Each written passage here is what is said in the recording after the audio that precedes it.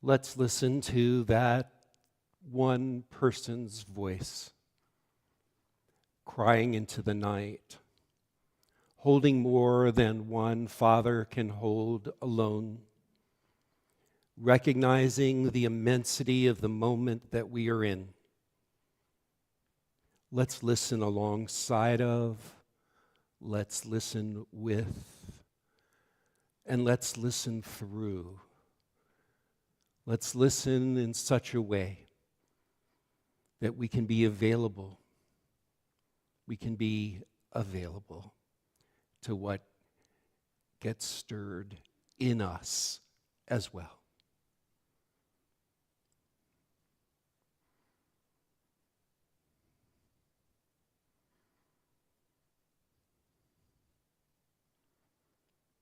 It's sometimes very hard to abide in our heart, to abide alongside of the pain and the anguish, the uncertainty, and the overwhelmness of this moment that we're in. Is overwhelmness a word? Or did I just make that up? Okay, good. It feels like a reality. I just didn't know if it had a word attached to it. So 2 men were in a store. The store clerk observed the 2 men, and that one of the men consistently belittled the other in words. The store clerk was stunned that rather than replying angrily or rudely back, that the other man replied in a matter-of-fact and kind tone to the one who belittled him. While the man who had just put down his companion was leaving the store clerk asked the man who remained, "How could you take this? How could you let him speak to you in that way?" The man looked at the store clerk and said, "If I reacted to him in the same way that he treated me, he would be controlling my responses.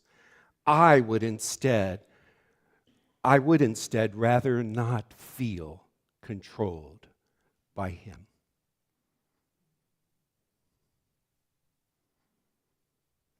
Most of us, I'm sure, could identify with this kind of interaction when someone, even someone we may know very well, may suddenly or unexpectedly say something that seems to demean, dismiss, or dispute with us.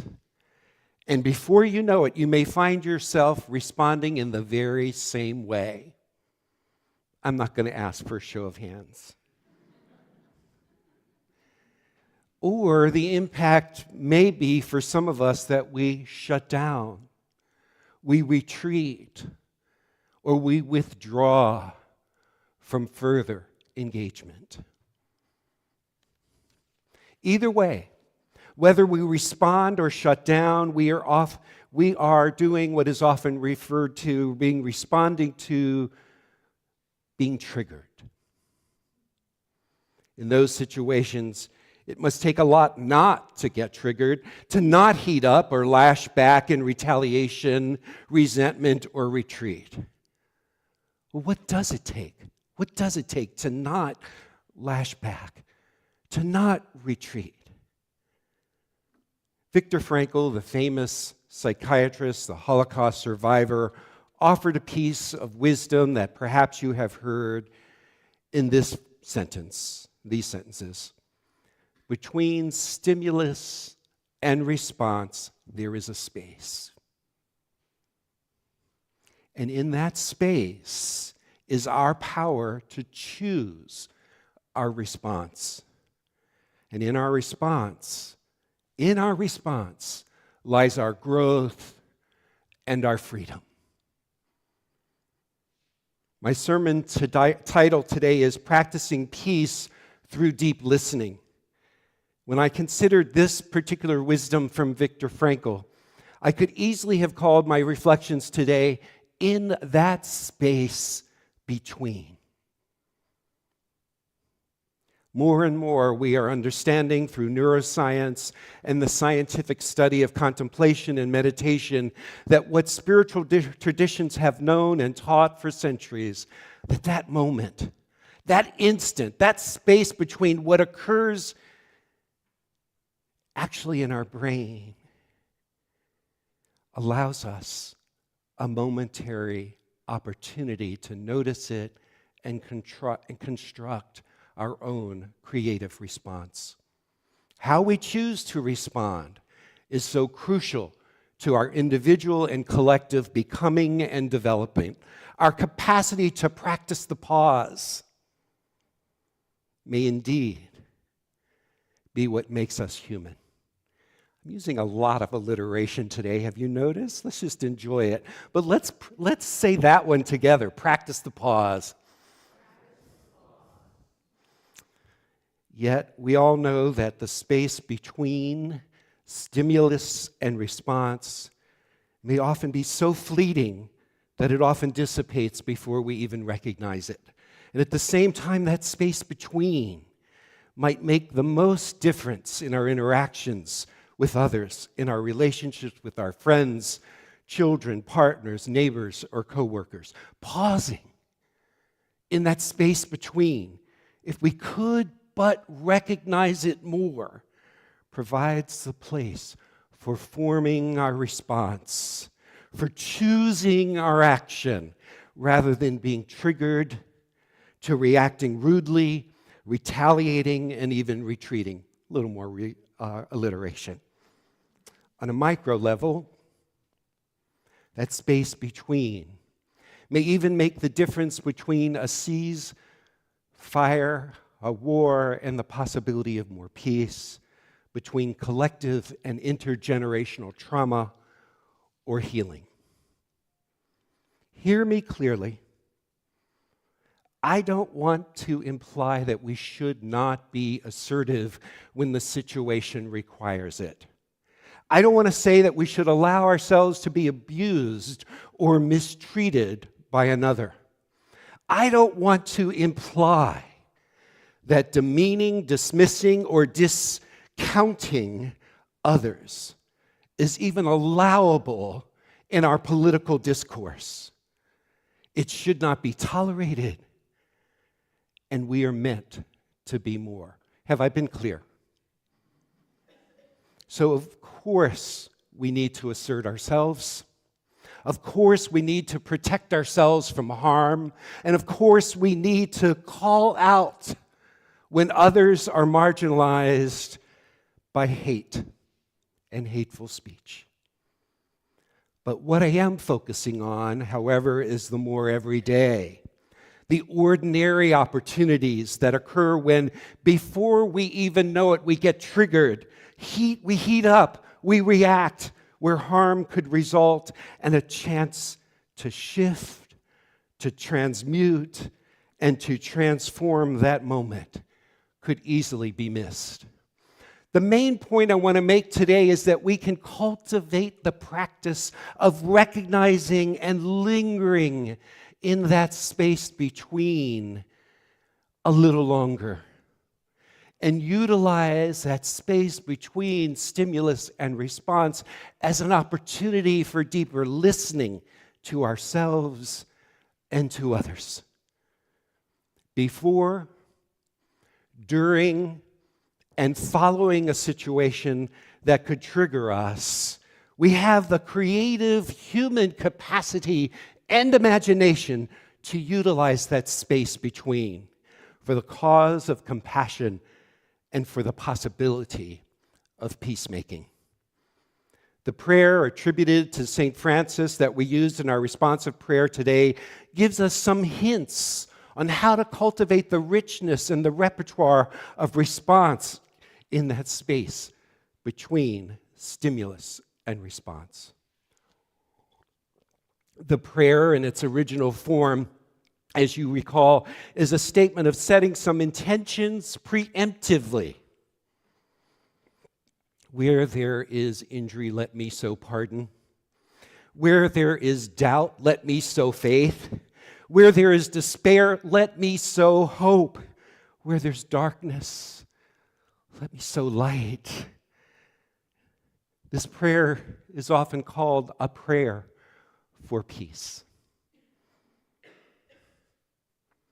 Thich Nhat Hanh, the Buddhist teacher and monk, who knew directly so much the pain and the suffering caused by war in his own homeland during the Vietnam War, emphasized and engaged Buddhism that offered this particular translation of the Buddhist precept on the practice of right speech. So I will share this with you. Aware of the suffering caused by unmindful speech and the inability to listen to others, I vow to cultivate loving speech and deep listening in order to bring joy and happiness to others and relieve others of their suffering. Continues, knowing that words can create happiness or suffering, I vow to learn to speak truthfully with words that inspire self-confidence, joy, and hope. I'm determined not to spread news that I do not know to be certain, and not to criticize or condemn things of which I am not sure. I will refrain from uttering words that can cause division or discord, or that can cause the family or the community to break. I will make all efforts to reconcile and resolve all conflicts, however small. It's a lot to take in. It's a big vow. And of course, this is a vow, and a vow is just that. It's not certain that just because we orient ourselves towards a particular disposition that we will invariably be able to conjure up the right speech at the right time, particularly in those times when we are threatened or hurt or scared or overwhelmed. We can't always transmute that energy of anger or hurt once we've begun to heat up. When we fail, we can learn from those situations about ourselves and about others. I think of a vow as an anchor, not a guarantee. A vow reminds us that when we are in our best state of mind or heart, this is how we want to respond. A vow reminds us that when we are in our worst state of mind or heart, this is how we want to respond. It's this disposition that we'd want to cultivate and return to again and again, so that the space between stimulus and response, we might be able to bring it forthrightly, faithfully, and directly. It requires practice. You agree with me? Okay, good. I'm not alone. Practice is honed through our successes and through our failures in fulfilling our intention or in fulfilling our vow. As an anchor, these precepts can be seen as a place to return to when we forget. As an anchor, these precepts can be a place to begin. As an anchor, these precepts of right speech can be a place to rest in the moment, in the heat of the moment. I like to think of a vow as an imaginary center line that is here, that is always here, that we can shift ourselves towards again and again, no matter how often we are out of kilter. We can find that imaginary center line and anchor ourselves in the deep intention of the vow. By the way, I've provided these precepts of right speech as offered by Thich Nhat Hanh as something you could take with you today following the service. It's on the table where the name tags are located.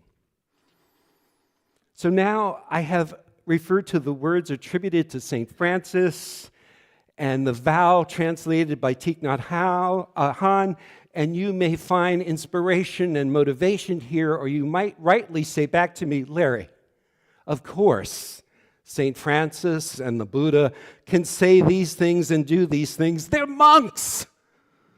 They're saints. Well, St. Ed. Well, St. Lydia. Well, St. Ruth. Well, St. Kathy. Well, I'll just pick anybody, Carrie. I could canonize you here on the spot. I could. And now you'll discover that even as saints, you might still find it challenging to be able to practice the pause, to utilize a repertoire of responses between stimulus and response when push comes to what feels like an inevitable shove. Maybe you've already gathered that the practice of deep listening often begins with the capacity to listen deeply and to respond compassionately first towards ourselves. And in so doing, we gradually over time, have a growing capacity to find that space between stimulus and response. And sometimes, my friends, that space finds us.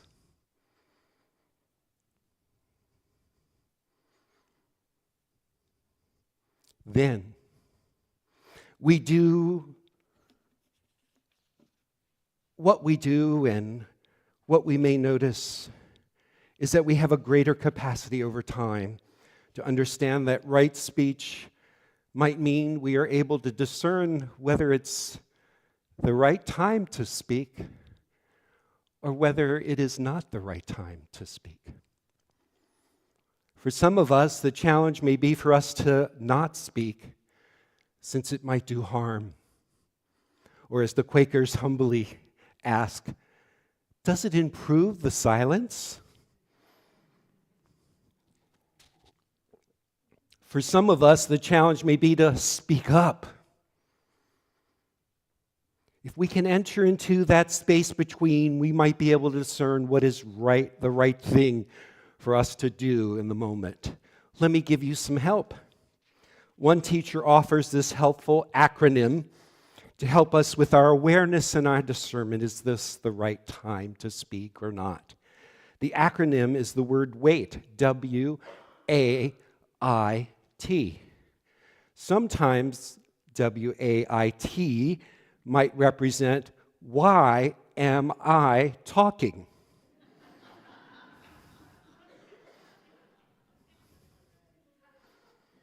Sometimes W-A-I-T might represent, what am I thinking?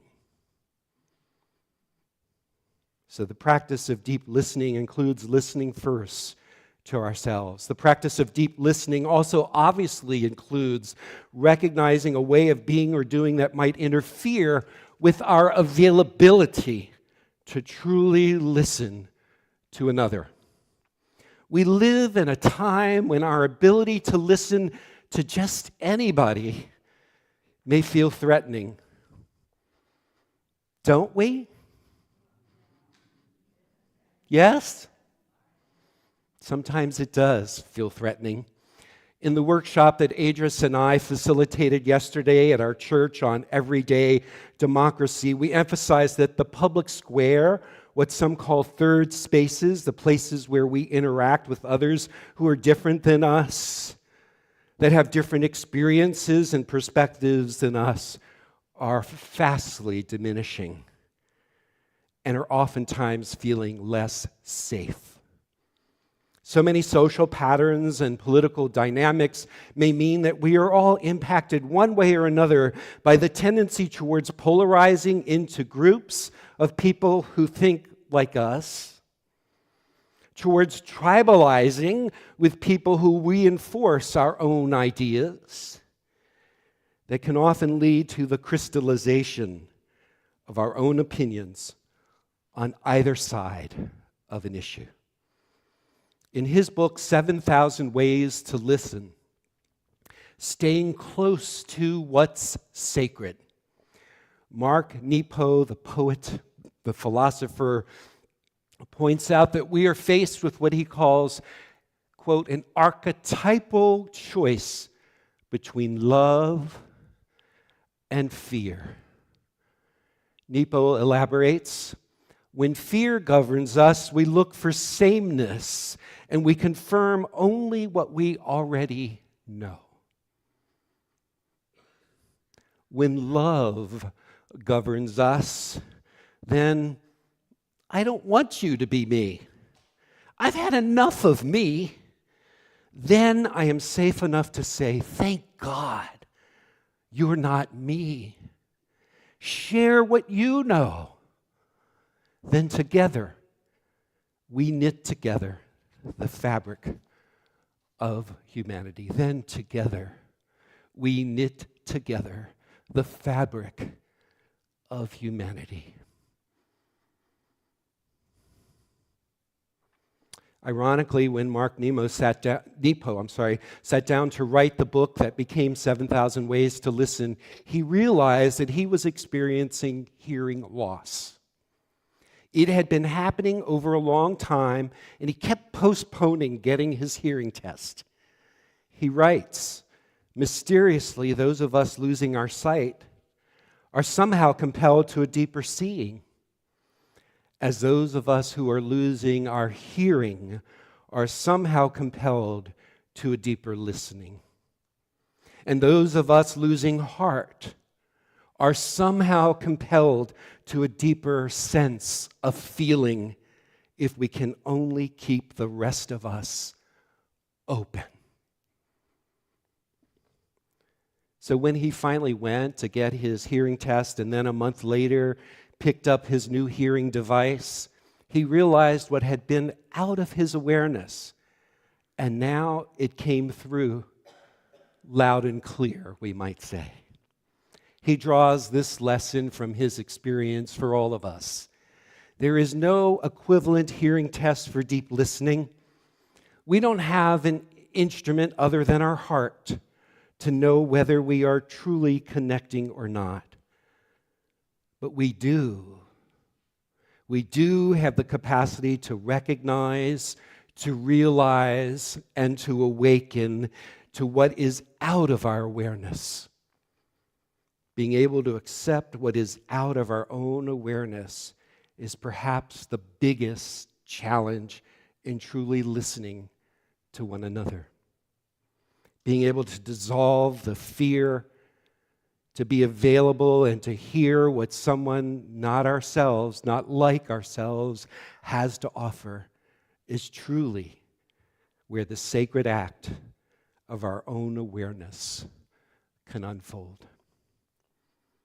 The beauty of those moments, my friends, when we can enter into and be lured into that space between and then soften our eyes, unclench our teeth, relax our shoulders, and embody being open, present, connected, and committed. That's when our musculature becomes less like armor and more pliable to the Spirit, more pliable to love, more pliable to the holy. Mark Nepo offers this wisdom. Deep listening requires letting go of our internal argument with the world. See, you're trying to make sense of that in a moment. Let go of my own internal argument with the world, he offers. Before we can truly listen, we must exhaust ourselves from our assumptions. We have to put down our ready answers to everything. Let's all try that for a moment. Just like put things down. Just imagine, even if you don't know what they are, just put them down and notice that something is unburdened, even if you don't know what it was. This necessitates an inner discipline so that I don't finish your sentence in my mind or search my storehouse of opinions for a rebuttal or a defense of the world as I see it. Letting go of my internal argument with the world means not pushing off of everything that comes my way. It requires my looking at you as a sudden fish that has surfaced from the deep. It requires bringing you water rather than judgments. The Jewish thinker Martin Buber implies that attending of that space between is a holy task. It requires deep listening, and it is a practice. It is a practice that we have to return to again and again as we recenter and rebalance ourselves over and over again.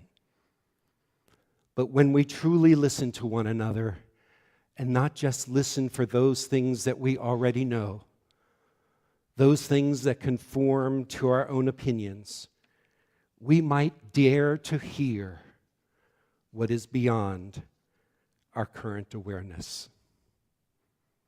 So, may we practice peace through a deep listening that transforms us. May we practice a deep peace, a deep listening to ourselves, to one another, to the neighbor, to our stranger, and to our friend.